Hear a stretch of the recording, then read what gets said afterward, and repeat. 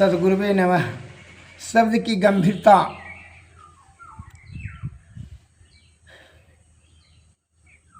अपने ससुर जी को पुतहू ने खाना परोस के दे दी रही थी, तो पुतहू को बाल बच्चा प्रसूता थी, बाल बच्चा हुआ था, 2-4-6 महीना हुआ था। तो उसका दूध जो है स्तन से दूध टपक करके दाल में गिर गया और पुतहू ने देख लिया, भाई हमारा दूध तो टपक करके दाल में गिर गया। अब थाली धर दिए ससुर के सामने में, अब फिर इसको कैसे उठा करके ले जाएंगे, तो फिर मन में कुछ संदेह होगा। और वहाँ उसकी सास, ननद, भौजाई, पति सभे बैठे थे। अब शर्म से यह लाल हो गई। अब क्या करे, करे तो करे क्या करें।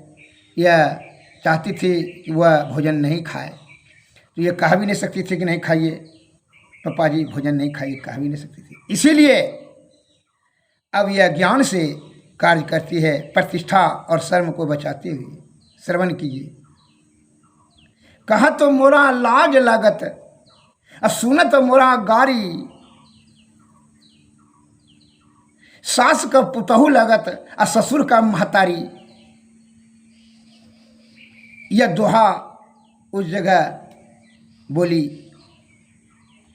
तो ससुर जी भी होशियार था, ज्ञानी था, वह शब्द की गंभीरता को समझ लिया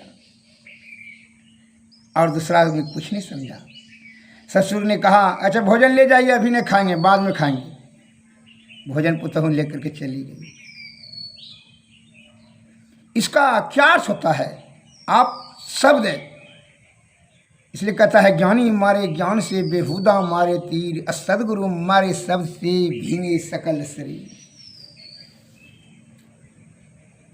जो ज्ञानी है ज्ञान से ही कार्य करेगा, बेहुदा है वो मारपीट ऊपर उतारू हो जाएगा। और सद्गुरु मारे शब्द से वह शब्द का ही आपको मार देगा।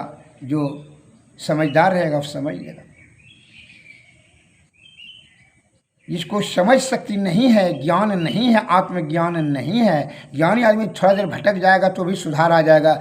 लेकिन जो मूर्ख हृदय न चेत जो गुरु मिले विरंगी समो, जिसका हृदय में कठोरता, निष्ठुरता, कुछ ज्ञान नहीं है,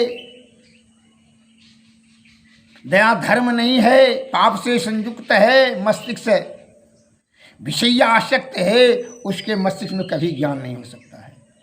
अतः किसी भी